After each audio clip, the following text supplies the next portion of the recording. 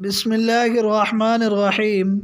عن أبي هريرة رضي الله عنه قال رسول الله صلى الله عليه وسلم: من عرض عليه ريحان فلا يرده فإنه خفيف المحمل طيب الريح.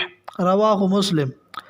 رسول اللہ صلی اللہ علیہ وسلم نے ارشاد فرمایا کہ جس شخص کو ہدیے کے طور پر خوشبودار پھول پیش کیا جائے تو اس کو چاہیے کہ وہ اس کو ضرور قبول کرے، اس کو رد نہ کرے، کیونکہ یہ پھول بہت ہی ہلکی اور کم قیمت والی چیز ہے اور اس کی خوشبو آدمی کے لیے راحت اور فرحت کی وجہ بنتی ہے۔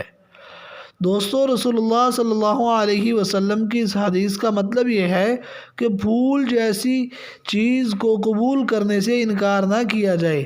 آدمی کو چاہیے کہ اگر کسی کو ہدیے کے طور پر پھول پیش کیے جائیں، جس طرح ہمارے ہاں عام طور پر تقریبات میں ایسا ہوتا ہے، کسی مہمان خصوصی کو یا جس کسی کے پاس تقریب میں جانا ہو تو اسے پھولوں کا ایک گلدستہ پیش کیا جاتا ہے، تو یہ پھولوں کا گلدستہ پیش کرنا یہ رسول اللہ صلی اللہ علیہ وسلم کی حدیث کے عین مطابق ہے۔